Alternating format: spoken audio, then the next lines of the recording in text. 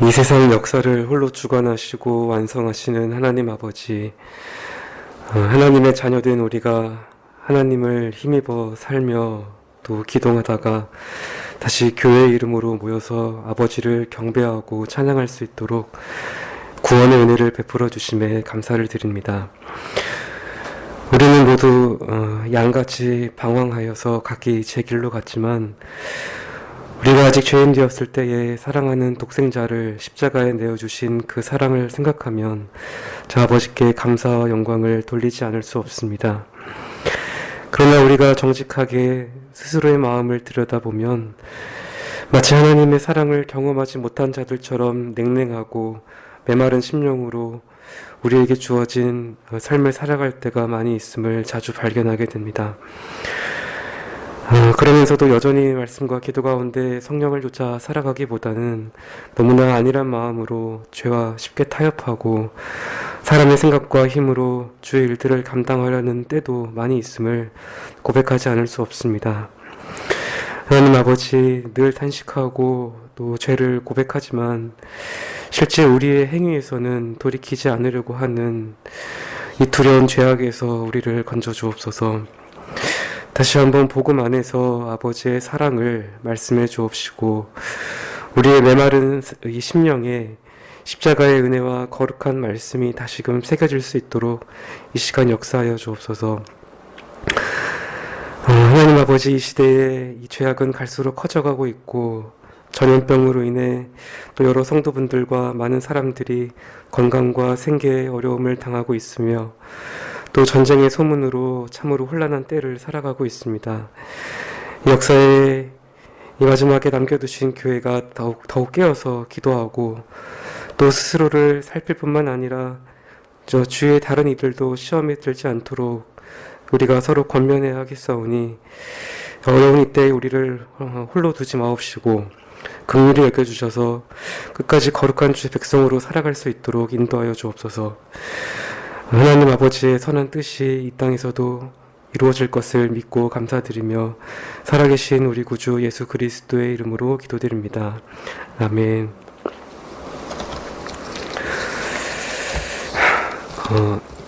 네, 하나님 말씀 갈라디아서 6장 11절부터 18절까지 말씀 보도록 하겠습니다. 네, 갈라디아서 6장 11절부터 마지막 18절까지 말씀입니다. 네, 제가 봉독해 드리도록 하겠습니다.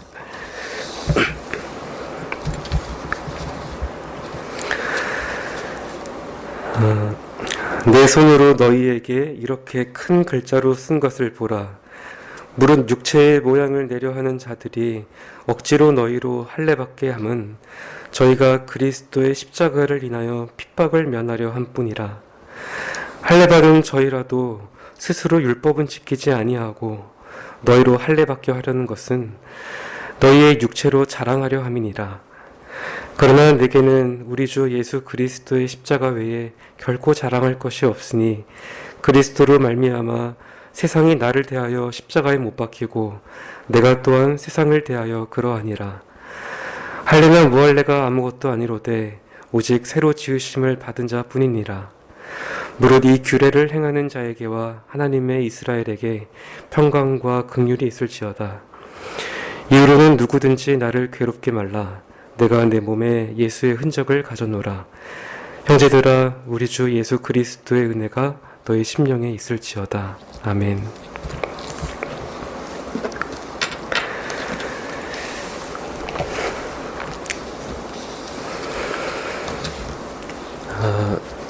이제 우리가 갈라디아서의 이 마지막 결론만을 남겨두고 있습니다. 바울이 결론부에서 앞서 해왔던 내용들을 많이 압축하고 정리합니다. 그래서 이 내용을 살펴보기 전에 잠시 이 서신의 이 전반적인 흐름을 되짚어 보려고 합니다.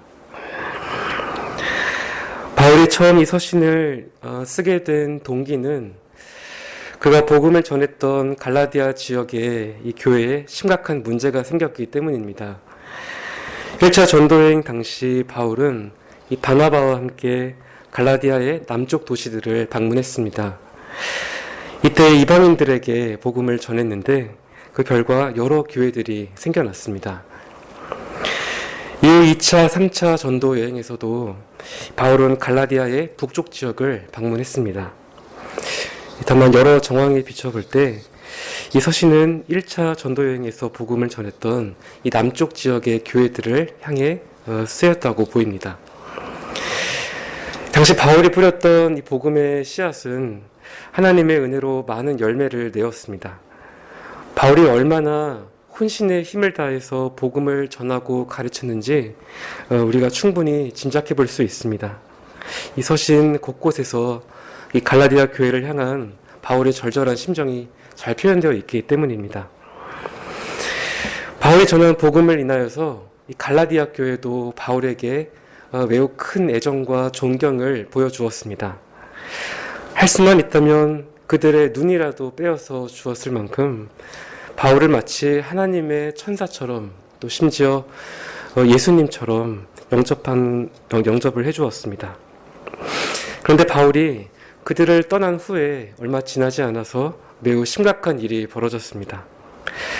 이른바 유대주의자들이라고 하는 이 거짓 교사들이 교회에 가만히 들어와서 다른 복음을 전파하기 시작한 것입니다.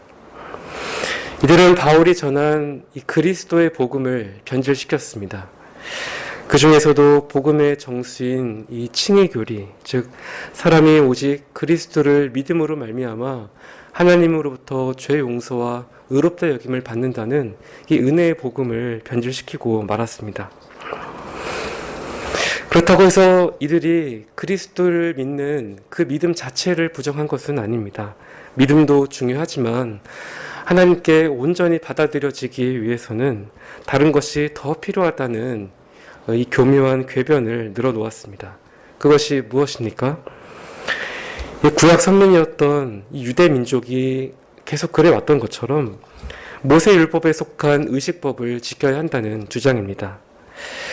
특히 이들이 할례를 강조했는데 이 할례는 일찍이 하나님께서 아브라함에게 이 언약 백성의 표징으로 명하신 의식이었습니다. 그래서 이방인 교회인 이 갈라디아 사람들이 진정한 아브라함의 자손이 되어서 유업을 누리기 위해서는 할례를 받아야 된다라고 말을 했습니다. 그러나 아무리 그럴듯하게 들려도 이 거짓 교사들의 주장은 결국 이렇습니다. 사람이 온전한 구원을 받기 위해서는 믿음만이 아니라 믿음에 더하여서 이 율법의 행위가 필요하다라는 말입니다. 이 밖에도 거짓 교사들은 이 바울의 사도권이 과연 정당한가에 대해서도 의문을 제기하면서 그의 인격과 명예를 깎아내렸습니다. 이러한 사탄의 이 괴휼은 갈라디아 교회 안에서 큰 성공을 거둔 것처럼 보였습니다.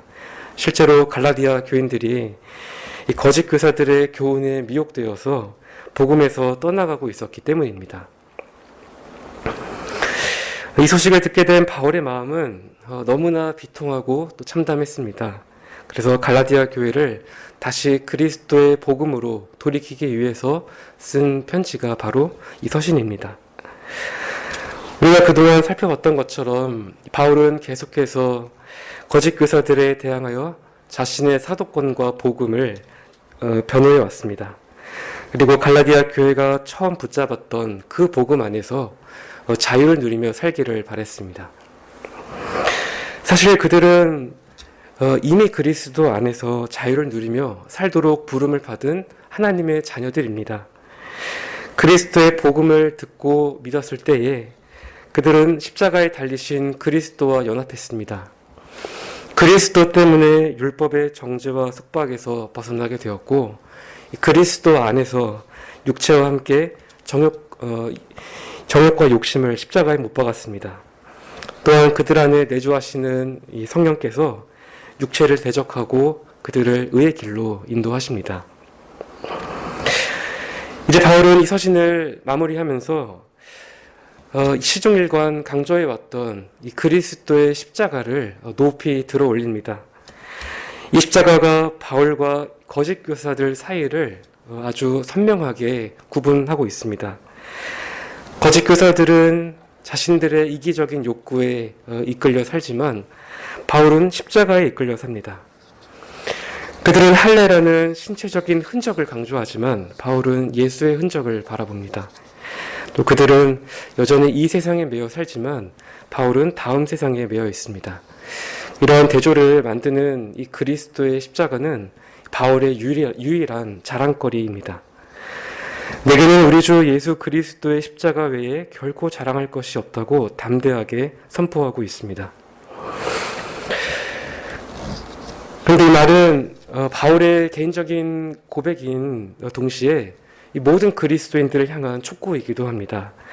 그리스도 안에 있는 바울과 우리 모두가 다 동일한 고백을 공유할 수 있기 때문입니다. 그래서 바울이 우리에게 묻고 있습니다.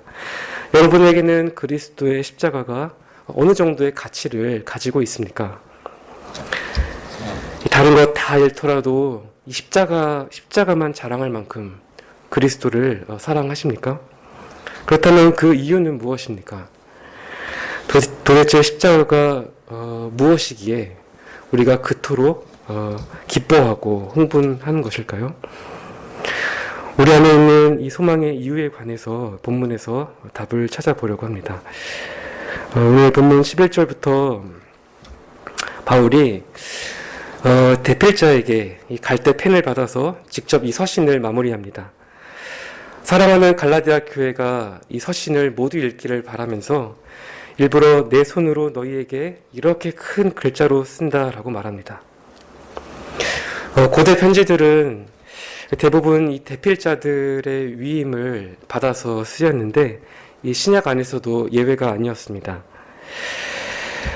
이 서신도 대필자에게 위임을 했지만 이 끝부분만큼은 바울이 자신의 이 서명과 함께 친필로 마무리했습니다. 그런데 이 갈라디아서의 맺은말이 바울의 다른 서신들과 조금 다른 형식을 보입니다. 일반적으로 나타나는 다른 신자들과의 어떤 인사나 안부, 또 향후 계획이나 기도 부탁과 같은 그런 내용들이 빠져 있습니다. 대신 교회를 어지럽히는 자들을 마지막으로 책망하고 갈라디아 교회가 놓인 상황에 대해서 중요한 신학적 진술을 합니다. 우리는 왜 바울이 이런 식으로 결론을 맺고 있는지 그리 어렵지 않게 짐작해 볼 수 있습니다. 이 갈라디아 교회의 상황이 그만큼 매우 심각하고 급박했기 때문입니다. 바울이 이 서신의 서론에서도 공손한 인사나 또 하나님의 은혜의 감사를 생략하고 바로 엄중한 책망으로 시작한 것도 같은 이유였습니다. 이 갈라디아 교회를 위협하고 있는 이 삶과 죽음의 문제가 바울로 하여금 곧장 핵심으로 달려가게 만들었습니다. 그래서 직접 큰 이 글자로 쓴다고 말하면서 이 결론부에 특별히 주의를 기울일 것을 요청합니다. 우선 바울은 참된 기독교의 이 본질이 외적인 것이 아니라 내면의 변화라는 사실을 그들에게 확신시키고자 했습니다. 그래서 그가 편지를 보내게 만든 이 장본인인 이 거짓 교사들을 다시 등장시킵니다. 그리고 이들을 육체의 모양을 내려 하는 자들이라고 부릅니다. 다르게 표현하면 좋은 인상을 주려고 하는 자들이라는 의미입니다. 이들이 갈라디아 사람들에게 억지로 할례를 받게 해서 좋은 인상을 주려고 했습니다. 무엇을 위해서입니까? 첫째로 그들은 이 그리스도의 십자가로 인한 핍박을 피하려고 했습니다. 앞서 바울은 이 거짓 교사들에 대항하기 위해서 그들의 이 신학적인 그런 논리를 반박했습니다. 그런데 여기서는 그들의 이 주장 이면에 깔린 그들의 거짓된 동기를 폭로하고 있습니다. 특히 바울은 억지로 할례를 받게 한다라는 이런 표현을 여기서 다시 사용하면서 이 대적들의 정체성을 폭로합니다. 2장에서 바울이 디도를 데리고 바나바와 함께 예루살렘을 방문했을 때에 이 거짓 형제들이 디도에게 억지로 할례를 받게 하려고 했던 사건이 있었습니다. 여기서도 바울은 갈라디아 교회의 대적들이 억지로 할례를 받게 한다라고 말합니다. 이 바울의 눈에는 이 대적들의 모습이 거짓 형제들과 별반 다르지 않아 보였던 것입니다. 그런데 여기서 어떻게 할례를 주장하는 것으로 박해를 피할 수 있는지 의문이 드실지도 모르겠습니다. 이에 대해서 많은 학자들이 동의하는 바가 있습니다. 그 당시에 실제로 이 할례나 율법을 따르기 거부하는 이 새로운 회심자들에게 가혹한 비판뿐만 아니라 어떤 물리적인 형벌까지도 가해졌다라는 사실입니다. 베드로가 할례자들을 두려워해서 이방인들과의 식사 자리를 떠난 것도 아마 이런 압박 때문이었을 것입니다. 다들 아시는 것처럼 이 초대교회 당시에 많은 박해가 일어났습니다. 그리고 그 중에서 가장 극심했던 이 박해 가운데 일부는 바로 유대인들에 의해서 일어났습니다. 우리가 사도행전만 보아도 이 사내들인에서 돌에 맞아 죽은 스데반의 순교 사건이나 회심하기 이전에 바울이 그리스도인들을 결박하여 끌고 갔던 그런 일들이 기록되어 있습니다. 복음이 이방 지역으로 확산이 되면서 유대인들의 박해도 함께 전파되었습니다. 이런 상황에서 박해를 피할 수 있었던 손쉬운 방법이 무엇이었을까요? 바로 할례를 받는 것입니다. 거짓 교사들이 그토록 할례를 강요했던 실제 동기도 바로 여기에 있었다라고 말합니다. 따라서 우리가 이런 정황을 충분히 예상해 볼 수 있겠습니다. 이들이 처음 갈라디아 교회를 방문했을 때 유대 그리스도인들이 할례 받지 않은 이방인들과 함께 어울리는 모습을 목격했습니다. 그런데도 이러한 상황이 계속되도록 방치한다면 자신들의 입장이 곤란해질지도 모른다고 판단했을 것입니다. 이 독실한 유대주의자들의 압박과 보복을 피하기 위해서는 반드시 어떤 식의 조치가 이루어져야 했습니다. 그래서 이들이 갈라디아 교회에게 가장 확실한 방법인 이 할례를 강요했습니다. 겉으로는 할례가 하나님의 진정한 언약 백성에 속하는 데 필요하다고 말했습니다. 하지만 정작 그들의 내적인 동기는 이 두려움 때문이었습니다. 물론 두려움 때문이었다고 해도 이들이 너무 나갔습니다. 바울이 유대인들에게 복음을 전하기 위해서 디모데에게 할례를 베푼 것처럼 그런 선교적인 차원에서의 접근이 아니라 구원의 요소로서 할례를 제시한 것은 분명하게 심각한 문제임에 틀림이 없습니다. 그러나 어찌됐든지 간에 이 한 가지 사실에는 변함이 없습니다. 이들은 주님 때문에 받아야 하는 고난과 핍박을 결코 원하지 않았다라는 사실입니다.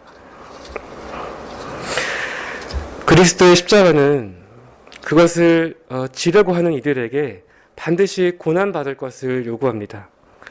십자가를 지고 주님을 따르기 위해서는 핍박과 박해를 피할 수 없습니다. 우리는 이것이 무엇을 의미하는지 알고 있습니까? 사실 설교를 하는 제 자신에게도 참 어려운 질문입니다. 우리는 대부분이 고난의 문제, 또 이런 핍박의 문제들을 잘 감당해 보려고 하기보다는 어떻게 해서든 피해야 할 것으로 생각합니다. 영국의 청교도였던 리차드 백스터 목사님도 확실히 우리는 고난을 극복하는 것보다 아예 고난을 받지 않는 것에 더 많은 관심을 갖고 있다라고 말씀하셨습니다. 그 속에서는 우리에게 평화를 주시기 위해서 이 땅에 사시는 동안 참 많은 고난을 당하셨습니다. 우리 대신 죽기까지 복종하셔서 십자가에 달리셨습니다. 그런데 많은 신자들이 형통하고 평안한 삶에는 관심이 많지만 주님을 따라서 고난받는 일에 대해서는 거의 관심이 없는 것처럼 보입니다. 조금의 어려움만 찾아와도 크게 휘청거리고 또 믿음으로 인내하기보다는 불평과 원망을 쏟아낼 때가 더 많은 것 같습니다. 하지만 우리가 이 십자가의 의미를 진지한 태도로 받아들인다면 이것이 얼마나 잘못된 모습인지를 금방 알 수 있습니다. 십자가는 매우 혐오스럽고 거북해서 한 번도 세상에서 환영을 받은 적이 없습니다. 이 십자가 교리에는 사람들이 어떤 흠모할 만한 것이 전혀 없습니다. 왜 그렇습니까? 십자가는 언제나 사람이 하나님께 인정받을 수 있는 유일한 근거로 제시가 되기 때문입니다. 아무리 도덕적으로 훌륭하고 선한 사람이라고 해도 악한 사람들과 똑같은 방식으로 구원을 받아야 한다라고 말한다면 사람들은 매우 불쾌해합니다. 전혀 상식적으로 들리지 않습니다. 게다가 이 교리를 거부하는 자들은 하나도 남김없이 지옥에서 영원히 형벌을 받아야 한다라는 사실까지 듣게 된다면 누가 이것을 받아들이려고 하겠습니까? 그래서 십자가는 세상에서 항상 혐오의 대상이자 조롱거리에 불과합니다. 이런 십자가의 도를 세상에 전파하는 일은 그 자체로 고난이고 반드시 핍박이 따릅니다.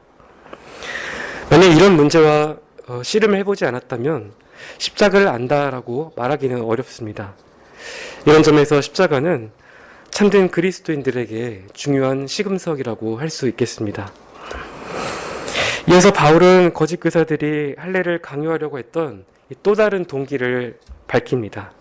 이들은 박해를 피하려고 했을 뿐만 아니라 이 갈라디아 교회의 할례를 자랑거리로 삼으려고 했습니다. 사실 참으로 이상하고 어리석은 자랑입니다. 이들의 속내는 이 갈라디아 교회가 얼마나 율법을 잘 지키는가에 있지 않았습니다.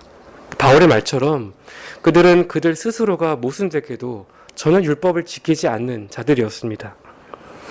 대신 그들의 관심은 갈라디아 사람들을 자신들만의 방식으로 회심시키는 그런 일에 있었습니다. 이 일이 성공하면 그들은 다른 사람들로부터 어떤 인정과 칭찬을 기대할 수 있습니다.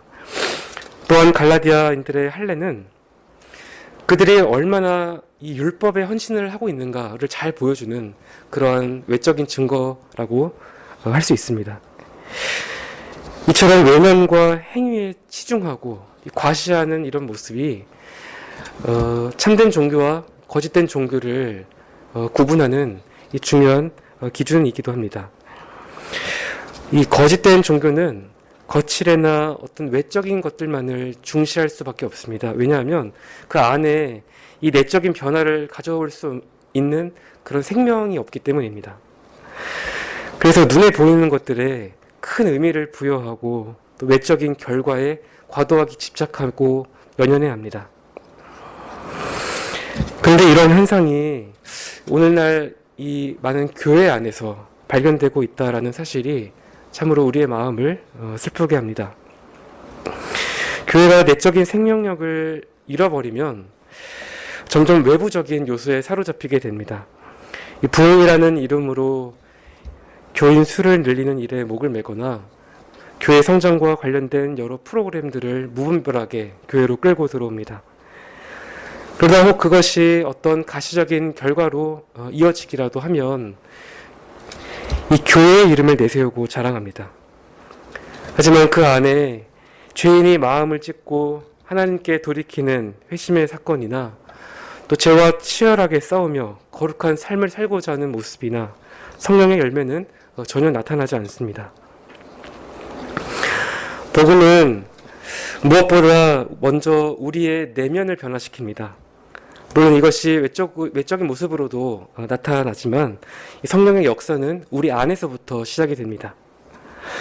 성령께서 말씀으로 우리의 걸음을 지도하시고 또 우리의 말과 성품과 행실에서 성령의 열매를 맺어 가십니다.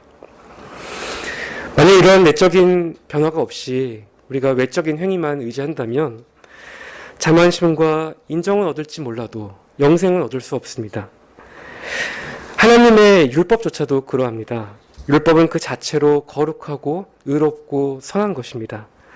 하지만 그 율법이 우리에게 말씀하시는 것이 무엇입니까?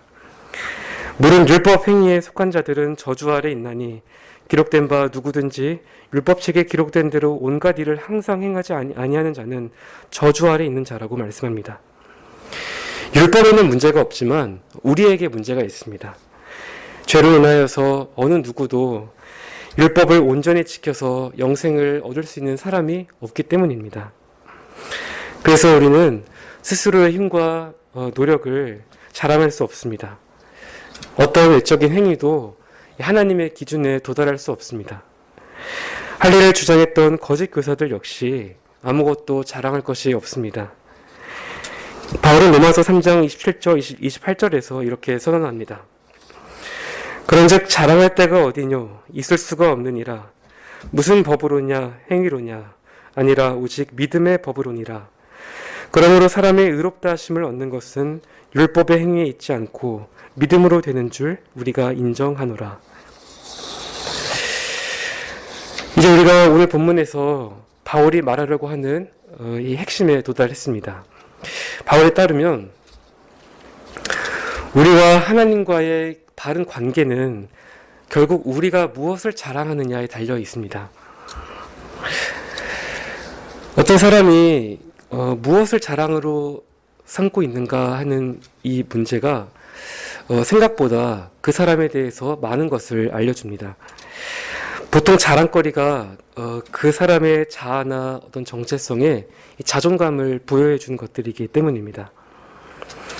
우리 대부분은 평범한 사람들이기 때문에 대단한 자랑거리는 많이 없을지도 모릅니다. 간혹 생긴다고 해도 그것을 남들에게 먼저 자랑하는 일은 항상 쉽지 않은 것 같습니다. 그런데 사실 모든 사람은 이미 태어날 때부터 자신의 자아를 만족시키고 드러내는 일이 이 기본값으로 설정이 되어 있습니다. 그것이 성령과 대적하는 죄의 본성이 우리 안에서 끊임없이 하는 일입니다.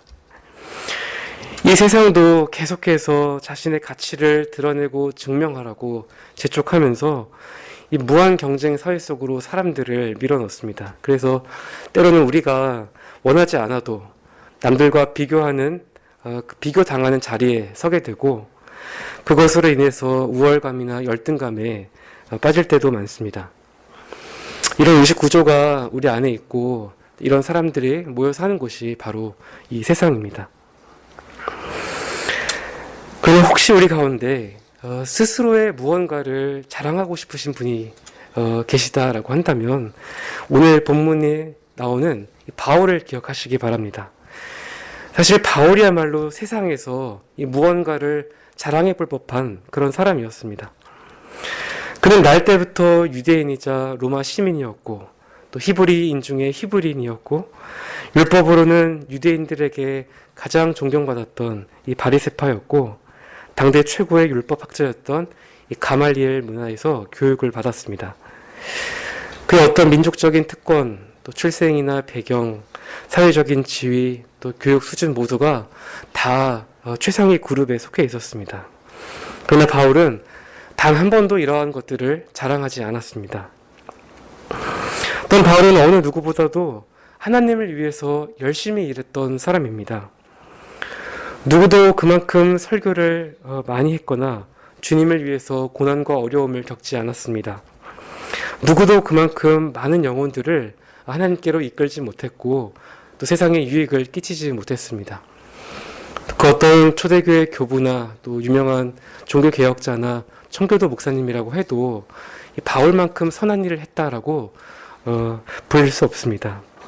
그러나 정작 바울은 단 한 번도 자신의 일을 자랑하지 않았습니다. 이 외에도 그가 인간적으로 자랑할 수 있는 것들이 얼마든지 많이 있습니다. 하지만 바울은 그 자체가 아무리 선한 일이라고 해도 그것을 어떤 공로처럼 여기거나 또 거기에 자신의 영혼을 맡기지 않았습니다. 오히려 자신에게 유익했던 것들이라도 그리스도를 위해서라면 무엇이든지 다 배설물로 여긴다고 말합니다. 그러니 우리 중에 누가 바울보다 자랑할 것이 있다고 감히 나설 수 있겠습니까? 또 우리 중에 누가 자신의 선함이나 업적 따위를 내세우고 또 신뢰할 수 있겠습니까? 또는 누가 교회 예배와 각종 모임에 참석하고 직분을 통해서 헌신한다고 하여서 구원을 얻으려 한다거나 또 어떤 존재라도 되는 것처럼 의수될 수 있겠습니까? 우리는 자신을 자랑하고 의롭게 여기는 이 행위가 무엇을 의미하는지 그 실상을 보아야 합니다. 드러난 죄는 이 수천 수만 명의 영혼을 죽이지만 스스로 의롭게 여기는 것은 그보다 10배는 더 많은 영혼을 죽인다라는 그런 말이 있습니다. 간혹 어떤 분들의 경우에는 하나님께서 남들보다 더 많은 은사와 또 능력과 물질적인 풍요를 누리면서 살도록 하십니다. 꼭 우리가 이런 은혜를 이미 받았거나 또 앞으로 받게 된다면 하나님께 감사를 드리되 그것을 결코 자랑하지 마시기 바랍니다. 이 숨은 교만을 버리지 못하고 이 무력과 명예욕에 발목이 잡혀서 강하게 미혹을 받았던 사람들이 결국 믿음에서 떠나갔습니다. 이 세상에 있을 동안에 이러한 일들이 끊임없이 반복될 것입니다. 여전히 많은 사람들이 자기 자신에게 속한 것들을 의지하려고 할 것입니다. 하지만 모든 진실이 드러나는 그 심판의 때가 반드시 오고야 맙니다. 우리는 모두 그리스도의 심판대 앞에 서게 될 것입니다. 그때 주님께서 우리 눈에 선하게 보였던 모든 행위의 부패함들을 다 폭로하실 것이고 또 인생의 자랑거리는 모두 한순간에 저주거리로 바뀌고 말 것입니다. 수많은 사람들이 이 쓸모없는 것들에 영혼을 걸었던 자신을 원망하고 저주할 것입니다. 그래서 육체를 자랑하는 사람은 세상에서 가장 불행한 사람입니다. 이미 바울이 말한 것처럼 신자가 자랑해야 할 것은 오직 한 가지밖에 없습니다. 우리는 그리스도의 십자가를 자랑해야 합니다. 다른 것과 함께 자랑하는 것이 아니라 그리스도의 십자가만 자랑하는 법을 배워야 합니다. 내게는 그리스도의 십자가 외에 결코 자랑할 것이 없다고 우리가 고백할 수 있을 때까지 마음을 놓아서는 안 됩니다. 사실 이 바울의 이런 선언이 이 1세기 로마 제국의 시민들에게는 매우 낯설고 이상한 말이었습니다. 다들 아시는 것처럼 당시 이 십자가는 중범죄자들을 처형하는 이 사형 도구였습니다. 로마가 온 세계를 지배할 때에 로마에 반역하는 이들을 가장 잔인하게 죽이려고 고안된 것이 바로 이 십자가형입니다. 그래서 로마인들은 이 십자가를 경멸하고 또 증오할 뿐만 아니라 매우 수치스러운 것으로 생각했습니다. 거기에는 도저히 자랑할 만한 것이 없었습니다. 그런데 이상하게도 이 그리스도인이라고 불리는 이 무리들은 기독교의 창시자를 가장 비참하게 죽인 그 십자가를 당당하게 전파하고 또 자랑했습니다. 심지어 그들은 이 십자가를 부인할 바에 차라리 그 십자가에 달려서 죽기를 원했습니다. 너무나 이상한 광경입니다. 그들은 예수께서 자신의 제자에게 배반당해서 가장 불공평한 재판을 받으신 것, 또 침뱉음과 조롱을 당하신 것, 채찍에 맞고 가시관을 쓰시고 불평 한마디 없이 도살장의 양처럼 끌려가신 것, 두 강도와 함께 벌거벗긴 상태로 손과 발에 못이 박혀 골고다 십자가에 달리셨고 창의 옆구리를 찔리셨고 또 고난 가운데 계시다가 죽기까지 피를 흘리셨던 이런 일들을 계속 기억하고 전파하는 것이 좋은 것입니다. 바울도 갈라디아서뿐만 아니라 다른 서신에서도 이 십자가에 대해서 수없이 말했습니다. 십자가에 못 박히신 예수 그리스도 외에 아무것도 알지 않기로 작정했다라는 것이 바울의 결단입니다. 이쯤 되면 누군가 이렇게 물을 것입니다. 그렇다면 도대체 그토록 십자가만 자랑하는 이유가 무엇입니까? 먼저 우리는 이 바울이 말하는 십자가가 무엇을 의미하는지를 바르게 알아야 합니다. 물론 이 십자가는 로마인들이 경멸하는 그 나무로 된 형틀을 의미하지 않습니다. 때때로 십자가는 신앙을 위해서 겪어야 할 고난을 의미합니다. 하지만 여기서 바울은 그 십자가도 말하지 않았습니다. 오늘 본문에 나타난 십자가는 그리스도께서 이 죄인을 위해 행하신 일들 가운데 이 구속으로 말미암은 이 칭의 교리를 의미합니다. 앞에서 말씀을 드린 것처럼 이 교리는 주께서 죽으심으로 죄에 대해서 이루신 그 속죄와 또 은혜로 그리스도를 믿게 된 모든 자에게 값없이 주시는 그 영원한 생명을 말합니다. 하나님께서 죄를 알지도 못하시는 분을 우리를 대신하여 죄로 삼으셨습니다. 그래야 우리가 그리스도 안에서 하나님의 의가 되게 하셨습니다. 바울은 바로 이 그리스도의 대속 사역을 자랑하고 우리도 이 교리를 자랑하고 전파합니다. 그렇다면 우리가 이 십자가를 자랑할 수밖에 없는 구체적인 이유는 무엇입니까?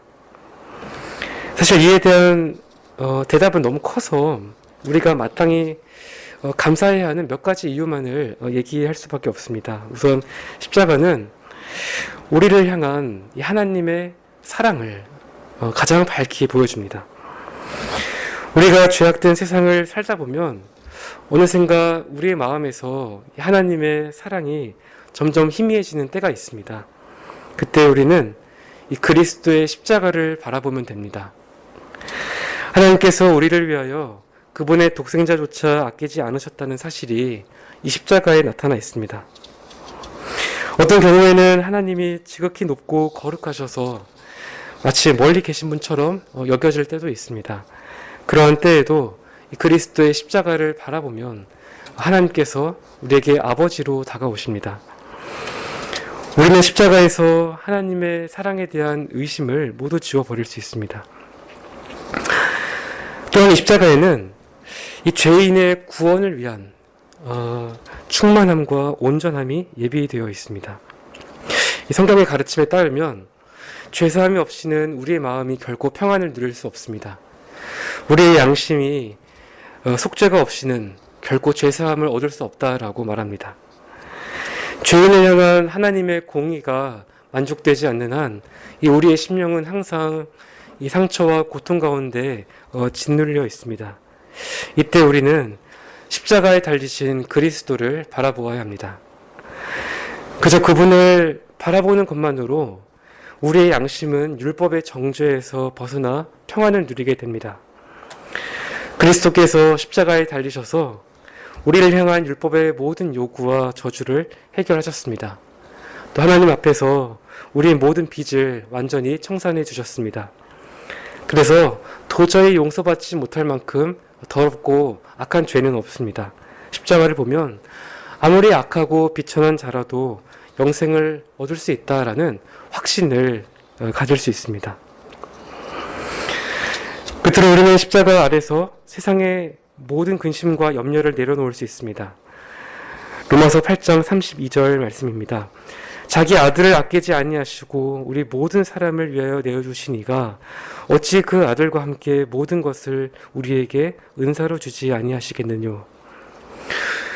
우리를 위해서 가장 큰 일을 하신 아버지께서 그보다 작은 일들을 얼마든지 더 하실 수 있습니다. 우리가 아버지의 품에 안길 때까지 이 세상에서 필요한 것들을 반드시 공급해 주십니다. 우리에게 필요한 것이라면 무엇이든지 아끼지 않으시고 가장 좋은 것으로 주신다고 분명하게 약속하셨습니다. 그래서 우리는 이 십자가에서 세상이 줄 수 없는 진정한 만족을 찾고 누릴 수 있습니다. 방금 말씀드린 이 내용만으로도 우리가 십자가만 자랑해야 될 그 이유가 충분해 보입니다. 그런데 이 본문에서 바울이 특히 강조하는 또 다른 한 가지 이유가 있습니다. 24절 하반절에서 바울이 그리스도를 말미암아 세상이 나를 대하여 십자가에 못 박히고 내가 또한 세상을 대하여 그러하다라고 말합니다. 이 십자가가 세상을 바울에게 못 박았습니다. 십자가에 못 박혔다는 것은 죽었다는 것을 의미합니다. 이것은 주님께서 십자가에 못 박히신 것과 같은 못 박힘입니다. 주님께서 십자가에 못 박혀 죽으셨을 때에 이 세상도 함께 못 박혔습니다. 십자가가 이 세상을 제거했습니다. 그런데 바울이 이 점을 특히 자랑하는 그 이유가 무엇입니까? 그것은 이 세상이 모든 이 비극의 원인이 되기 때문입니다.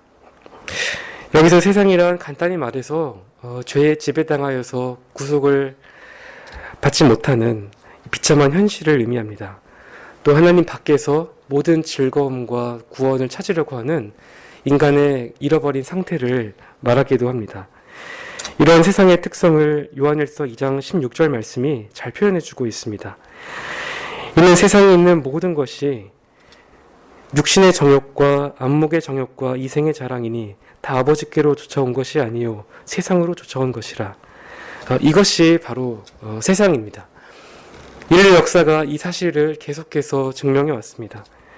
세상은 이런 일들을 자랑하고 우리에게 이런 일들을 하도록 유혹합니다. 사실 세상의 실체는 어떤 면에서 그리스도께서 이 땅에 오셨을 때에 확연히 드러났습니다. 하늘 보좌를 포기하시고 자기를 비우셔서 이 땅에 오셔서 세상에 약하고 병든 자들을 고치고 치료해 주셨습니다. 그분은 아무에게도 해를 끼치지 않으시고 오직 선을 행하셨습니다. 그런데 세상은 그런 분을 핍박하고 거절했습니다. 그리고 그분을 살인자로 몰아세워서 십자가에 못 박아 죽였습니다. 주님께서 십자가에 달려서 죽으실 때에 이 세상의 모습을 우리에게 분명하게 보여주신 것입니다. 이러한 세상의 운명에 대하여서 성경은 세상에 있는 모든 영광이 결국 다 지나가고 썩어진다라고 말씀합니다. 세상은 마지막 죽음을 향해서 달려갑니다. 그러나 여기서 끝이 아닙니다. 이것과 비교할 수 없는 일이 벌어지는데 이 최후의 날에 세상에 있는 그 모든 것들이 다 심판을 받고 영원히 멸망하고 말 것입니다. 사실 우리가 모두 이런 세상에서 태어났고 또 이 세상에 속한 자들이었습니다. 그래서 우리가 이 세상으로부터 완전하게 분리되지 않는다면 결국 세상과 같은 운명에 처해질 수밖에 없습니다. 그런데 그리스도께서 구원의 일을 행하셨습니다. 친히 십자가에 달리셔서 그분을 믿는 모든 자들이 받아야 할 형벌을 대신 받으셨습니다.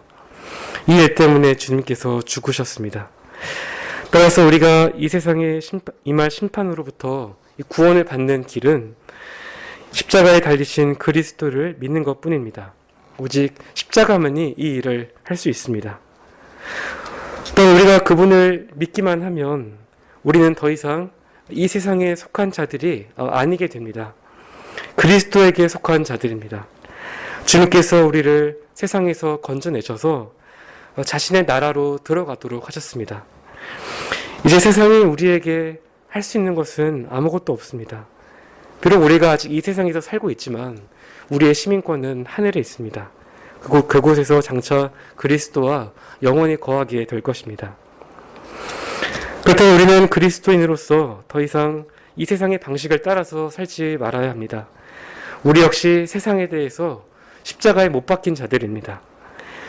육체와 함께 그 정욕과 탐심을 십자가에 못 박았습니다.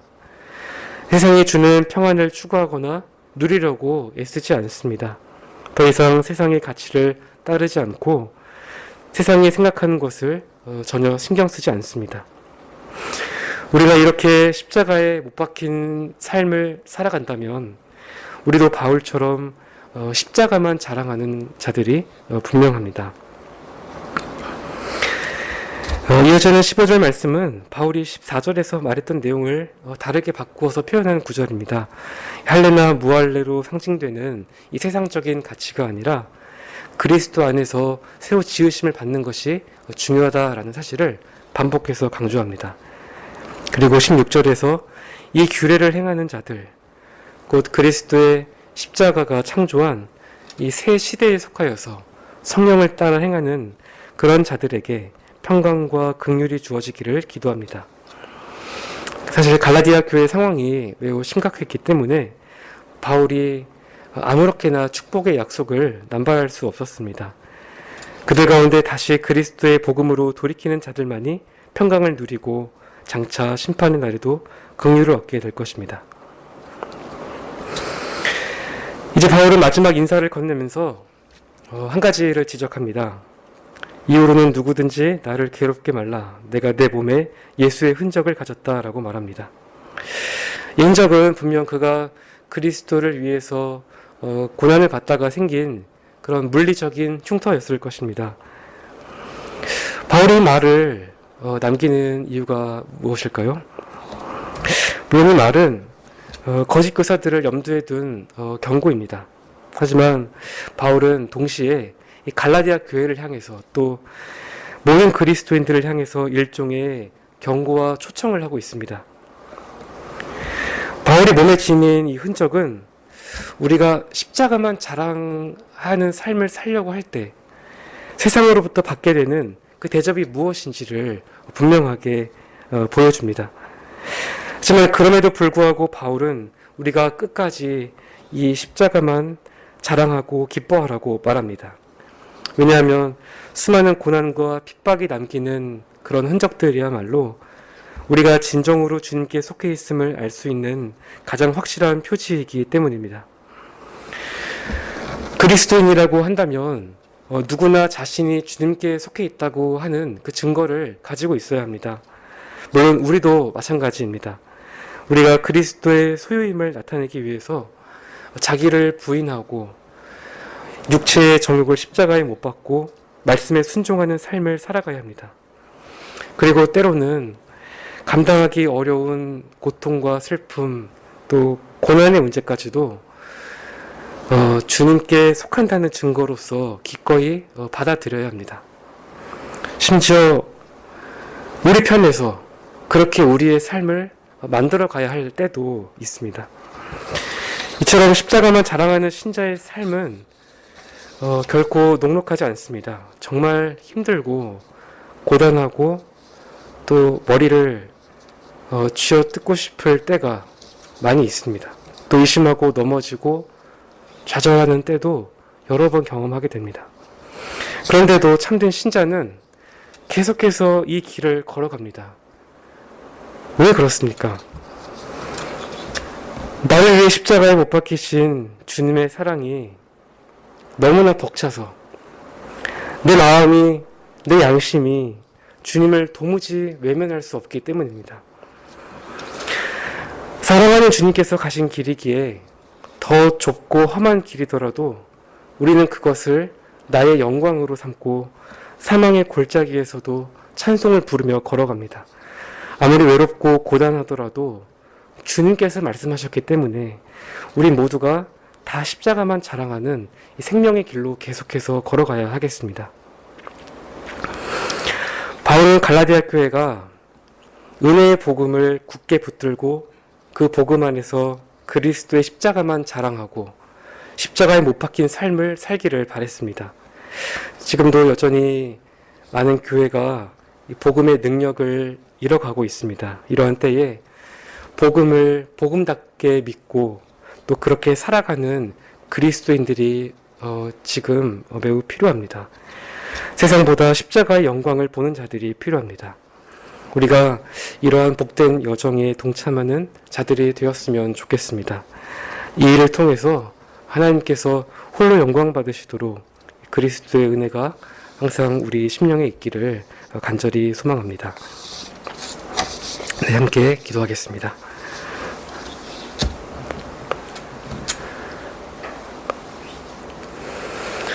하나님 아버지, 우리에게 복음을 들려주시고 우리가 복음을 믿게 하시고 또 그 복음 안에서 하나님의 자녀로 살아갈 수 있도록 은혜 주심을 감사합니다. 우리가 복음 안에서 살아가면서도 참 복음이 무엇인지 모를 때가 참 많이 있고 또 그리스도와 멀어진 삶을 살 때도 참 많이 있습니다. 우리가 복음의 그 거룩한 이 진리 안에서 십자가에 달리신 그리스도를 우리가 밝히 보게 하시고 우리의 남은 삶에 참 그리스도의 십자가 외에 결코 자랑할 것이 없다라는 사실을 우리가 날마다 경험하면서 하나님께서 우리를 부르신 그 거룩하고 복된 길로 계속해서 걸어갈 수 있도록 주님께서 우리를 인도하여 주옵소서. 살아계신 우리 구주 예수 그리스도의 이름으로 기도드립니다. 아멘.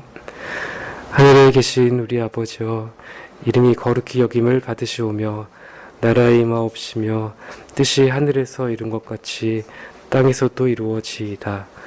오늘날 우리에게 일용할 양식을 주옵시고 우리가 우리에게 죄 지은 자를 사하여 준 것 같이 우리의 죄를 사하여 주옵시고 우리를 시험에 들게 하지 마옵시고 다만 악에서 구하옵소서. 대개의 나라와 권세와 영광이 아버지께 영원히 있사옵나이다. 아멘.